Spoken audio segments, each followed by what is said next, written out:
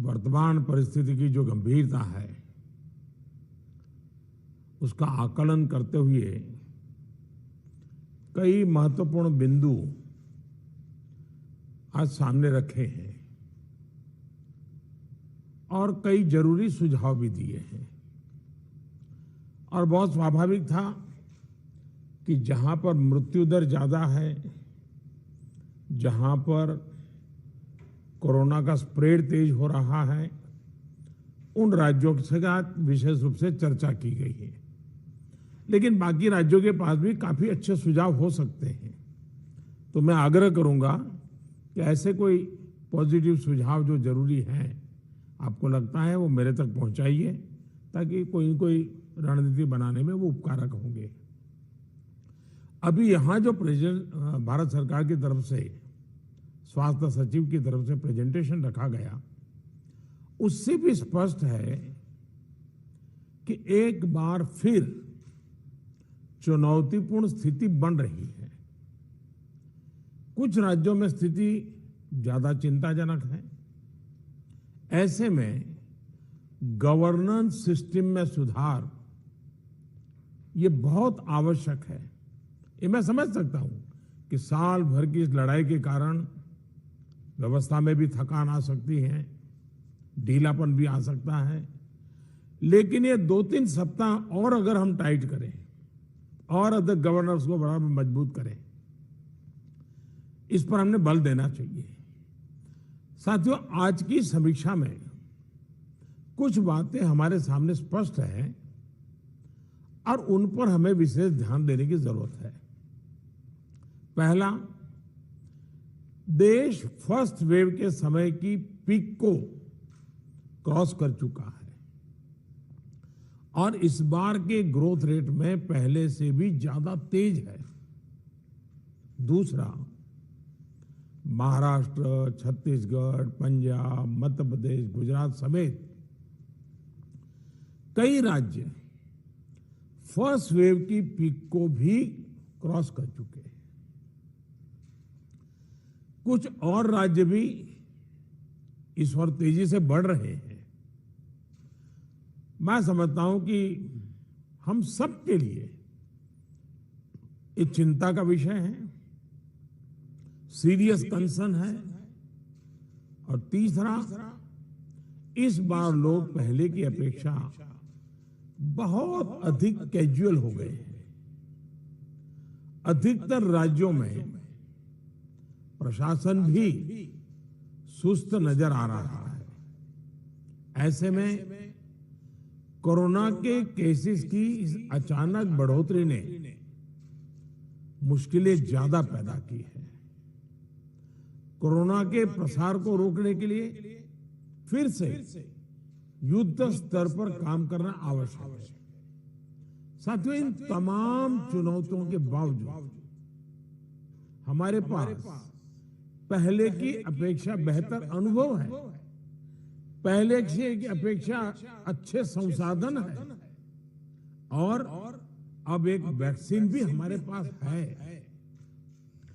जन भागीदारी के साथ साथ हमारे परिश्रमी डॉक्टर्स और health workers, health care staff ने स्थिति को संभालने में बहुत मदद की है और आज भी कर रहे हैं। आप सभी में अपने पहले के अनुभवों का प्रभावी ढंग से उपयोग अपेक्षित है। अब आप कल्पना कीजिए कि गत वर्ष इन दिनों में हमारे हाल क्या थे। हमारे पास टेस्टिंग लैब नहीं थे, इवन मास्क कहां से मिलेगा ये भी एक चिंता का विषय था, पीपीई किट नहीं था। और उस समय हमारे लिए बचने का एकमात्र साधन बचा था लॉकडाउन, ताकि हम व्यवस्थाओं को एकदम से जितना तेजी से बढ़ा सके और वो हमारी स्ट्रेटेजी काम आई। हम व्यवस्थाओं को बना सके, संसाधन खड़े कर पाए, हमारी अपनी कैपेबिलिटी बढ़ाई, दुनिया से जहां से प्राप्त कर सकते कर पाए और लॉकडाउन के समय का हमने उपयोग किया। लेकिन आज जो स्थिति है, आज जब हमारे पास सब संसाधन है, तो हमारा बल, और ये हमारे गवर्नेंस की कसौटी है, हमारा बल माइक्रो कंटेनमेंट जोन पर होना चाहिए। छोटे छोटे कंटेनमेंट जोन पे सबसे ज्यादा होना चाहिए। जहां पर रात्रि कर्फ्यू का प्रयोग हो रहा है, वहां मेरा आग्रह है कि उसके लिए शब्द प्रयोग हमेशा करें, कोरोना कर्फ्यू, ताकि कोरोना के प्रति एक सजगता बनी रहे। कुछ लोग ये इंटेलेक्चुअल डिबेट करते हैं कि क्या कोरोना रात को ही आता है। हकीकत में दुनिया ने भी ये रात्रि कर्फ्यू के प्रयोग को स्वीकार किया है, क्योंकि हर व्यक्ति को कर्फ्यू समय होता है तो याद आता है कि हाँ, मैं कोरोना काल में जी रहा हूं, और बाकी जीवन व्यवस्थाओं को कम से कम प्रभाव होता है। हाँ, अच्छा होगा कि हम कोरोना कर्फ्यू रात को 9 बजे शुरू करें या रात को 10 बजे शुरू करें और सुबह 5-6 बजे तक चलाएं, ताकि बाकी व्यवस्थाओं को प्रभाव ज्यादा न हो। और इसलिए उसको कोरोना कर्फ्यू के नाम से ही प्रचलित करें। और कोरोना कर्फ्यू एक प्रकार से लोगों को एजुकेट करने के लिए काम आ रहा है, अवेयरनेस के लिए काम आ रहा है, तो हमने इसके तरफ ध्यान देने के। लेकिन मैंने पहले कहा, अब हमारे पास व्यवस्था इतनी हो चुकी है, माइक्रो कंटेनमेंट जोन, उसी पर बल दीजिए, आपको अच्छे परिणाम मिलेंगे। हाँ, उसमें जरा सरकार को थोड़ी मेहनत ज्यादा पड़ती है, गवर्नेंस को टाइट रखना पड़ता है, हर चीज को माइन्यूटली ऑब्जर्व करना पड़ता है, लेकिन ये मेहनत रंग लाएगी, ये मुझ पे विश्वास कीजिए। दूसरी बात है, हमने पिछली बार कोविड का आंकड़ा 10 लाख एक्टिव केसेस से 1.25 लाख तक नीचे लाकर दिखा दिया था। ये जिस रणनीति पर चलते हुए संभव हुआ, वो आज भी उतने ही सटीक है। और मजा देखिए, उस समय सफलता हम ही लोगों ने पाई थी, तब संसाधन भी कम थे। आज तो संसाधन ज्यादा है और अनुभव भी ज्यादा है, और इसलिए हम इस पीक को बहुत तेजी से नीचे ला सकते हैं, पीक को ऊपर जाते रोक भी सकते हैं। और अनुभव कहता है कि test, track, treat, covid appropriate behaviour और कोविड मैनेजमेंट, इन्हीं चीजों पर हमें बल देना है। और आप देखिए, अब एक विषय ऐसा आया है, मैं आप सभी मुख्यमंत्रियों से आग्रह करता हूं कि आप अपने राज्य की मशीनरी के द्वारा थोड़ा अगर एनालिसिस करें, सर्वे करें, और एक सवाल का जवाब हमें मिल सकता है क्या, मैं इसको सवाल के रूप में कह रहा हूं। होता क्या है कि इन दिनों कोरोना में, ये थोड़ा वेरिफिकेशन का विषय है, लेकिन आप भी उसको राज्य में करवा सकते हैं। पहले कोरोना के समय क्या होता था, हल्के फुल्के सिम्टम्स पे लोग डर जाते थे, तो तुरंत एक्शन लेते थे। दूसरा, इन दिनों बहुत पेशेंट असिम्टोमेटिक है, और उसके कारण उनको लगता है तो ऐसे ही थोड़ा जुकाम हो गया, ऐसा हो गया, कभी कभी तो वो भी नजर नहीं रहा, और उसके कारण वो परिवार में पहले की तरह ही जिंदगी जीते हैं, और परिणाम स्वरूप पूरा परिवार लपेट जाता है, और फिर इंटेंसिटी बढ़ती है, तब हमारे ध्यान आता है। जो आज परिवार जो इसमें लपेट में आ रहे हैं, उसका मूल कारण है शुरुआत एसिम्टोमेटिक से होती है और केयरलेस होने से होती है। उसका उपाय क्या है? उसका उपाय है प्रोएक्टिव टेस्टिंग। हम जितना ज्यादा टेस्टिंग करेंगे तो एसिम्टोमेटिक जो पेशेंट होगा वो भी ध्यान में आ जाएगा, तो परिवार में होम क्वारंटाइन वगैरह ढंग से कर लेगा। वो परिवार के साथ जैसे नॉर्मल जिंदगी जीता है वो नहीं जिएगा, और इसलिए पूरा परिवार जो आज सब लपेट में आ जाता है उसको हम बचा सकते हैं। और इसलिए हम अभी चर्चा जितनी वैक्सीन की करते हैं, उससे ज्यादा चर्चा हमें टेस्टिंग की करने की जरूरत है, बल टेस्टिंग पर देने की जरूरत है। और हमने सामने से टेस्टिंग के लिए जाना है, उसको तकलीफ हो और फिर टेस्टिंग करने के लिए आए और फिर उसको पॉजिटिव नेगेटिव मिल जाए, और वो मैं समझता हूं क्रम हमारे लिए थोड़ा बदलना पड़ेगा। हमारे पास वायरस को कंटेन करने के लिए एक अहम तरीका है कि हम ह्यूमन होस्ट को कंटेन करे। मैंने पहले भी कहा था, ये कोरोना एक ऐसी चीज है कि जब तक आप उसको लेकर के नहीं आओगे घर में नहीं आता है। और इसलिए ह्यूमन सोर्स जो है हर एक को हमने जागरूक करना पड़ेगा, उसने नियमों का पालन करना होगा, ये बहुत आवश्यक है।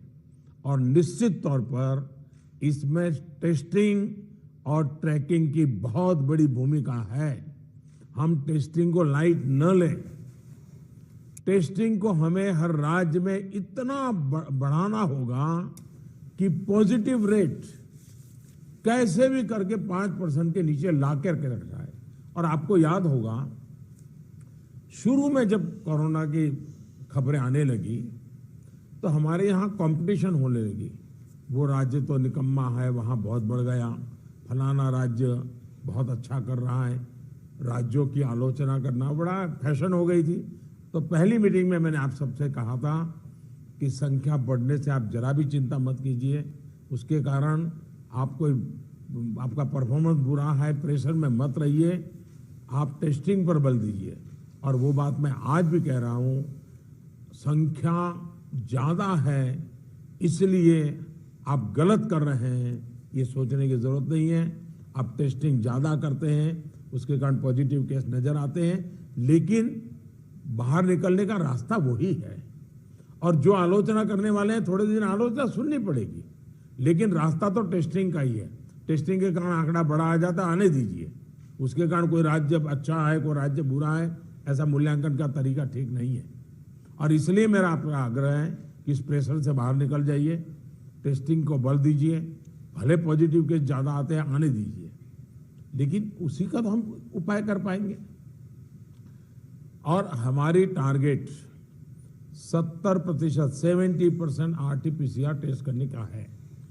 कुछ जगह से मेरे पास खबर आई है, मैंने वेरीफाई नहीं किया है, कि कुछ लोग जो RT-PCR टेस्ट कर रहे हैं उसमें जो सैंपल लेते हैं उसमें बहुत लेथार्जिक है, ऐसे ही मुंह के आगे ही से सैंपल ले लेते हैं।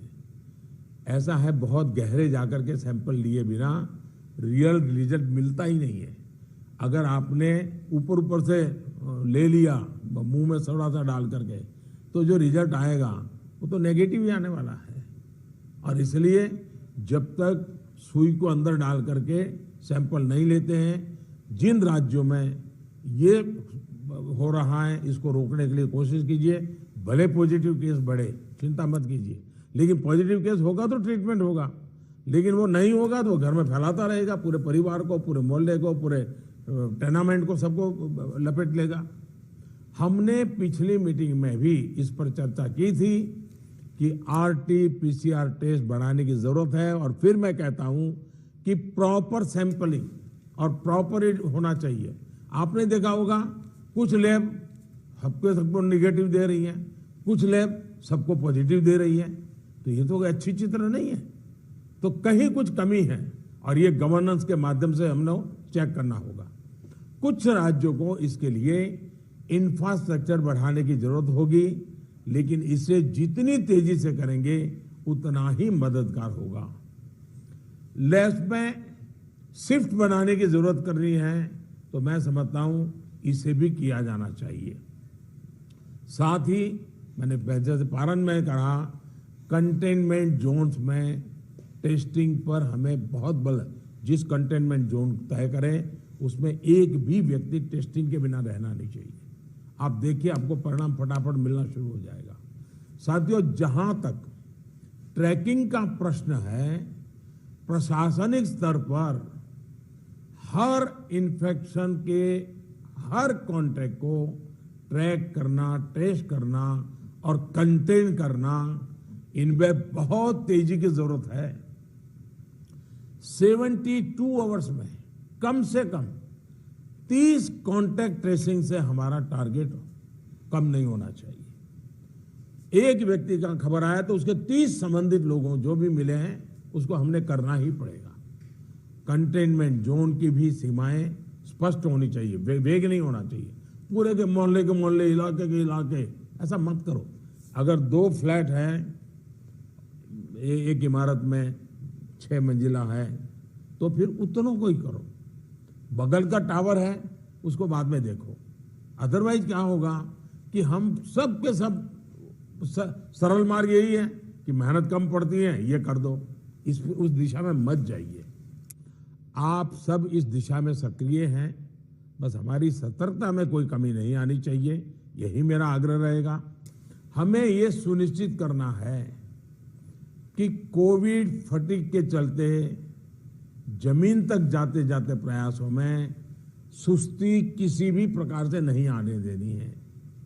कई राज्यों में कॉन्टैक्ट ट्रेसिंग को पीरियोडिकली क्रॉस चेक करने के लिए भी टीम्स बनाकर काम किया है, इसके अच्छे नतीजे मिले हैं। हम सबको ये भी अनुभव है कि जहां कंटेनमेंट जोन में हेल्थ मिनिस्ट्री की एसओपीज का, और मैं मानता हूं ये एसओपी बड़े अनुभव से तैयार हुई है और समय समय पर उसको अपग्रेड किया गया है, उस एसओपी का प्रभावी पालन हो रहा है, वहां बहुत अच्छी सफलता मिल रही है। इसलिए मेरा ये सुझाव जरूर होगा कि इस और विशेष ध्यान दिया जाए। साथियों, हमने चर्चाओं के दौरान अभी मोर्टालिटी रेट पर चिंता जताई, ये कम से कम रहे, इन पर भी हमें बहुत जोर देना है। और उसका मूल कारण यही है कि वो रूटीन लाइफ जीता है, मामूली बीमारी ऐसा मान लेता है, पूरे परिवार में फैला देता है और फिर एक स्थिति बिगड़ने के बाद अस्पताल तक आता है, फिर टेस्टिंग होता है और तब चीजें हमारे हाथ से निकल जाती है। हमारे पास हर हॉस्पिटल में डेथ एनालिसिस की जानकारी होनी चाहिए, किस स्टेज में बीमारी का पता चला, कब एडमिशन हुआ, मरीज को कौन कौन सी बीमारियां थी, मृत्यु के पीछे अन्य क्या फैक्टर्स रहे। ये डाटा जितना कॉम्प्रिहेंसिव होगा, हमें उतने ही जीवन बचाने में बहुत आसानी होगी। साथियों, मैं आपकी भी जानकारी में है कि एम्स दिल्ली हर मंगलवार और शुक्रवार को इस विषय पर वेबिनार आयोजित करते हैं और देश भर के डॉक्टर्स उनसे जुड़ते हैं। ये लगातार होते रहना चाहिए। सभी राज्यों के अस्पताल इनसे जुड़ते रहें। जो नेशनल क्लिनिकल मैनेजमेंट प्रोटोकॉल चल रहा है, उनकी जानकारी सबको रहे, ये भी जरूरी है। और ये लगातार कम्युनिकेशन की व्यवस्था है। जो मेडिकल फैकल्टी के लोग हैं, उनको उन्हीं की भाषा में उन्हीं को लोग समझाएं, इसका प्रबंध है, इसका लाभ लेना चाहिए। इसी तरह एम्बुलेंसेस, वेंटिलेटर्स और ऑक्सीजन अवेलेबिलिटी की भी लगातार समीक्षा आवश्यक है। अभी तक जब पिछली बार हम पीक में थे, आज भी देश में उतना ऑक्सीजन का उपयोग नहीं हो रहा है और इसलिए एक बार एनालिसिस कर ले हम चीजों का, रिपोर्ट को जरा वेरीफाई कर ले हम। साथियों, एक दिन में हम 40 लाख वैक्सीनेशन के आंकड़े को भी पार कर चुके हैं। वैक्सीनेशन पर कई महत्वपूर्ण बिंदु इस चर्चा में हमारे सामने आए हैं। देखिए, वैक्सीनेशन में भी आपके अधिकारियों को लगाइए, दुनिया भर के समृद्ध से समृद्ध देश जिसके पास सब सुविधाएं उपलब्ध है, उन्होंने भी वैक्सीनेशन के लिए जो क्राइटेरिया तय किए हैं, भारत उनसे अलग नहीं है। आप जरा स्टडी तो कीजिए, आप पढ़े लिखे लोग आपके पास है, जरा देखिए तो सही। और नए वैक्सीन डेवलपमेंट के लिए जितना भी कोशिश हो रही है, मैक्सिमम वैक्सीनेशन और मैन्युफैक्चरिंग कैपेसिटी है, उसके लिए भी काम हो रहा है। और वैक्सीन के डेवलपमेंट से लेकर स्टॉक और वेस्टेज जैसे जरूरी बिंदुओं पर भी चर्चा हुई है। ये बात सही है। आपको मालूम है कि भी इतनी वैक्सीन बन पाती है। अभी ऐसा तो नहीं है कि इतने बड़े बड़े फैक्ट्रियां कोई रातों रात लग जाती हैं। जो हमारे पास अवेलेबल है उसकी हमें प्रायोरिटाइज करना पड़ेगा। किसी एक राज्य में सारा माल रख करके हमें परिणाम मिल जाएगा, ये सोच ठीक नहीं है। हमें पूरे देश को ख्याल करके ही उसको मैनेजमेंट करना पड़ेगा। कोविड मैनेजमेंट का एक बहुत बड़ा पार्ट वैक्सीन वेस्टेज ये रोकना भी है। साथियों, वैक्सीन को लेकर राज्य सरकारों की सलाह, सुझाव और सहमति ने से ही देशव्यापी रणनीति बनी है। मेरा आप सभी से आग्रह होगा कि हाई फोकस्ड डिस्ट्रिक्शन जो है उनमें 45 साल के ऊपर 100% वैक्सीन के लिए लगातार प्रयास कीजिए। एक बार एक तो अचीव करके देखिए। मैं एक सुझाव देता हूं, क्योंकि ये कभी कभी वातावरण बदलने के लिए चीजें बहुत काम आती हैं। 11 अप्रैल ज्योतिबा फुले जी की जन्म जयंती है और 14 अप्रैल बाबा साहब आम्बेडकर जी की जन्म जयंती है। क्या हम 11 अप्रैल से 14 अप्रैल पूरे अपने राज्य में टीका उत्सव मना सकते हैं? एक पूरा वातावरण क्रिएट कर सकते हैं टीका उत्सव का। एक विशेष अभियान चलाकर हम ज्यादा से ज्यादा एलिजिबल लोगों को वैक्सीनेट करें। जीरो वेस्टेज तय करें हम। 3-4 दिन जो है टीका उत्सव में जीरो वेस्टेज होगा। वो भी हमारी वैक्सीनेशन कैपेसिटी को बढ़ा देगा। हमारी वैक्सीनेशन कैपेसिटी का ऑप्टिमम यूटिलाइजेशन ये हम लोग करें। और इसके लिए हमें यदि वैक्सीनेशन केंद्रों की संख्या बढ़ानी है तो उसको भी बढ़ाएं। पहले एक बार देखें कि हम 11 से 14 अप्रैल किस प्रकार से चीजों को मोबिलाइज कर सकते हैं। एक अचीवमेंट का सेटिस्फैक्शन मिलेगा, वातावरण बदलने में बहुत काम आएगा। और मैं भारत सरकार को भी मैंने कहा हुआ है कि जितनी मात्रा में हम वैक्सीनेशन पहुंचा सकते हैं पहुंचाने का प्रयास करें। हमारा प्रयास यही होना चाहिए कि इस टीका उत्सव में हम ज्यादा से ज्यादा लोगों को वैक्सीनेट करें, और वो भी एलिजिबल वर्ग को। मैं देश के युवाओं से भी आग्रह करूंगा कि आप अपने आसपास के भी 45 साल के ऊपर के जो लोग हैं उनको वैक्सीन लगाने के लिए मदद करिए। मेरी नौजवानों से विशेष अपील है, आप हेल्दी हैं, सामर्थ्यवान हैं, आप बहुत कुछ कर सकते हैं, लेकिन अगर मेरा देश का नौजवान कोरोना के जो एसओपीज हैं, जो प्रोटोकॉल्स हैं, डिस्टेंस मेंटेन करने वाली बात है, मास्क पहनने वाली बात है, अगर मेरा देश का नौजवान इसको लीड करेगा तो कोरोना की कोई ताकत नहीं है कोई मेरे नौजवान तक पहुंच जाए। हम पहले इस प्रिकॉशन को नौजवानों पर बल दें। नौजवानों को वैक्सीन के लिए जितना हम मजबूर करना चाहते हैं उससे ज्यादा उसको प्रोटोकॉल के लिए प्रेरित करें। अगर हमारा नौजवान इसको बीड़ा उठा लेगा, खुद भी प्रोटोकॉल का पालन करेगा, औरों से भी करवाएगा, तो आप देखिए वही स्थिति जैसे हम एक बार पीक पर जाकर के नीचे आए थे, दोबारा हम आ सकते हैं। इस विश्वास के साथ हम आगे चल सकते हैं। सरकार ने एक डिजिटल व्यवस्था बनी आई है जिससे लोगों को वैक्सीन में मदद मिल रही है और बहुत अच्छा अनुभव सब लोग लिखते भी हैं कि भाई मुझे बहुत अच्छा अनुभव रहा। लेकिन इस डिजिटल व्यवस्था से जुड़ने में जैसे भी परेशानी आ रही है, जैसे गरीब परिवार हैं उनके लिए टेक्नोलॉजी का समझ नहीं है, मैं नौजवानों से कहूंगा ऐसे परिवारों को मदद करने के लिए आप आगे आइए। हमारे एनसीसी हो, हमारे एनएसएस हो, ये हमारे राज्य के जो सरकार की व्यवस्थाएं हैं उनको हम काम में लगाएं ताकि लोगों को थोड़ी मदद मिले। हमने इसकी चिंता करनी चाहिए। शहरों में एक बहुत बड़ा वर्ग है जो गरीब है, बुजुर्ग है, झुग्गी झोपड़ी में रहता है, उन तक ये बातें पहुंचाएं, उनको हम वैक्सीनेशन के लिए ले जाएं। ये हमारे वॉलेंटियर्स को, सिविल सोसाइटी को, हमारे नौजवानों को हमारी सरकारें मोबिलाइज करें और उन्हें प्राथमिकता के आधार पर हम वैक्सीन लगवाना अगर हमारा प्रयास रहेगा तो हमें एक पुण्य का काम का संतोष मिलेगा और हमें उनकी चिंता जरूर करनी चाहिए।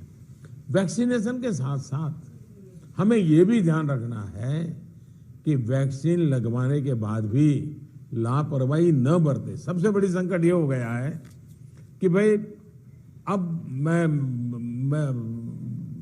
मुझे कुछ होगा ही नहीं। देवन से मैं कह रहा हूं, दवाई भी और कड़ाई भी। हमें लोगों को ये बार बार बताना होगा कि वैक्सीन लगने के बाद भी मास्क वगैरह जो प्रोटोकॉल्स है उसका पालन और अनिवार्य है। इंडिविजुअल लेवल पर लोगों में मास्क और सावधानी को लेकर जो लापरवाही आई है, उसके लिए फिर से जागरूकता जरूरी है।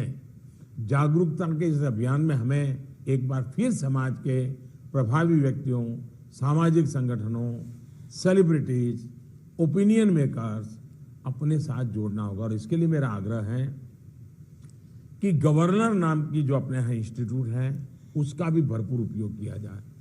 क्या गवर्नर साहब के नेतृत्व में, मुख्यमंत्री जी के मार्गदर्शन में ऑल पार्टी मीटिंग, राज्य तो सबसे पहले कर लें, राज्य ऑल पार्टी मीटिंग करें और ऑल पार्टी मीटिंग करके एक एक्शनेबल पॉइंट तय करें। फिर मेरा आग्रह है कि गवर्नर साहब और मुख्यमंत्री मिलकर के जितने भी इलेक्टेड लोग हैं उनका वर्चुअल वेबिनार करें। पहले अर्बन बॉडीज का करें, फिर रूरल बॉडीज का करें, जितने लोग चुन करके आए हैं उनसे करें, और उनके सामने सभी आपके असेंबली में जो जीत करके लोग आए हैं उसके जो फ्लोर लीडर हैं सब संबोधित करें। तो एक पॉजिटिव मैसेज अपने आप शुरू हो जाएगा कि भाई इसमें राजनीति नहीं करनी है, सबने मिलकर के करना है। तो मैं समझता हूँ एक तो ये प्रयास करना चाहिए। दूसरा, गवर्नर साहब के नेतृत्व में, क्योंकि मुख्यमंत्री के पास बहुत काम रहते हैं, लेकिन गवर्नर साहब के नेतृत्व में एक आध समिट, बड़ा वेबिनार भी किया जाए, और जो शहर हो वहाँ पर लोकल हो तो सभी धार्मिक नेताओं को बुला करके एक समिट हो जाए और बाकी लोगों को वर्चुअल जोड़ा जाए। जो सिविल सोसाइटी के लोग हैं एक आध समिट उनका कर लिया जाए। जो सेलिब्रिटीज हैं, लेखक हैं, कलाकार हैं, खिलाड़ी हैं, उनको एक बार कर लिया जाए। मैं समझता हूं कि ये गवर्नर के माध्यम से इस प्रकार के लगातार भिन्न भिन्न समाजों के लोगों को जोड़ने का एक मूवमेंट चलाया जाए। और यही बात कि भाई आप इन प्रोटोकॉल का फॉलो कीजिए, टेस्टिंग पर बल दीजिए। हमारा क्या हुआ है, हम एकदम टेस्टिंग भूल करके वैक्सीन पे चले गए। वैक्सीन जैसे जैसे प्रोडक्ट होगी, जैसे जैसे पहुंचेगी। हमने लड़ाई जीती थी बिना वैक्सीन को। वैक्सीन आएगी कि नहीं आएगी वो भी भरोसा नहीं था, तब हम लड़ाई जीते हैं। तो आज हमें इस प्रकार से भयभीत होने की कोई जरूरत नहीं है, लोगों को भयभीत होने नहीं देना है। अगर हम जिस तरीके से लड़ाई को लड़े थे उसी तरीके से लड़ाई को जीत सकते हैं। और जैसा मैंने कहा, पूरे परिवार फैले लेपट में आ रहे हैं, उसका मूल कारण जो मुझे नजर आता है, फिर भी आप लोग उसको वेरीफाई कीजिए। मैं क्लेम नहीं कर रहा हूं किसी चीज का, मैं सिर्फ अपना ध्यान आकर्षित करता हूं कि एसिम्प्टोमेटिक कारणों से शुरू में परिवार में ये फैल जाता है, फिर अचानक परिवार में जो पहले से बीमार व्यक्ति है या कुछ करने वाला है वो एकदम से नए संकट में आ जाता है, फिर पूरा परिवार संकट में आ जाता है। और इसलिए मेरा आग्रह है, प्रोएक्टिवली हमने टेस्टिंग पर बल देना होगा। हमारे पास व्यवस्थाएं हैं, हिंदुस्तान के हर जिले में लैब बन चुकी हैं। एक लैब से शुरू किया था हमने, आज हर जिले में लैब पहुंच गई है। और हम इस चीज को बल ना दे तो कैसे होगा। इसलिए मेरा आग्रह है, जहां तक राजनीति करना न करने का सवाल है, मैं तो डे वन से देख रहा हूं, भांति भांति के बयानों को झेल रहा हूं, लेकिन मैं कभी मुंह खोलता नहीं हूं, क्योंकि मैं मानता हूं ये हिंदुस्तान के लोगों की सेवा करना पवित्र हमारा जिम्मेवारी है। हमें ईश्वर ने इस समय ये कठिन परिस्थिति में सेवा करने का जिम्मा दिया है, हमने इसको निभाना है। जो राजनीति करना चाहते हैं वो कर ही रहे हैं, उनके लिए मुझे कुछ कहना नहीं है, लेकिन हम सभी मुख्यमंत्री अपने राज्य के सभी दलों को बुला करके, सभी प्रकार के लोगों को साथ रख करके अपने राज्य में स्थिति को बदलने के लिए आगे आएंगे। मुझे पक्का विश्वास है इस संकट को भी हम देखते ही देखते पार करके निकल जाएंगे। फिर एक बार मेरा यही मंत्र है, दवाई भी और कड़ाई भी। इस विषय में कोई कॉम्प्रोमाइज मत कीजिए जी। मैंने पिछली बार भी कहा था कि आपको जुकाम की दवा ले ली और बार बारिश आ रही है, आप कहें मैं छाते का उपयोग नहीं करूंगा, ये नहीं चल सकता है। आपको अगर जुकाम हुआ है, दवाई ली है, ठीक हुए, तो भी अगर बारिश आ रही है तो आपको छाता रखना ही पड़ेगा, रेनकोट पहनना ही पड़ेगा। वैसा ही ये कोरोना एक ऐसी बीमारी है, जैसे हर प्रोटोकॉल में फॉलो करते हैं, इसको भी करना पड़ेगा। और मैं ये कहूंगा कि जैसे हमने पिछली बार कोरोना को नियंत्रित किया था, वैसे ही हम इस बार भी कर लेंगे। मेरा पक्का विश्वास है और मेरा आप पर भरोसा है। आप अगर इनिशिएटिव लेंगे, चिंता करेंगे और फोकस टेस्टिंग पे कीजिए। वैक्सीनेशन की व्यवस्था एक लंबे कालखंड के लिए है, जो निरंतर चलानी होगी, वो चलाते रहेंगे। आज बल हम इस पर दें और जो एक टीका उत्सव एक ब्रेक थ्रू करने के लिए तय किया है, उस टीका उत्सव पर हम एक नई सफलता प्राप्त करें। एक नया विश्वास पैदा करने के लिए एक छोटा सा अवसर काम आ सकता है। मैं फिर एक बार आपके सुझावों की प्रतीक्षा करूंगा। बहुत बहुत धन्यवाद।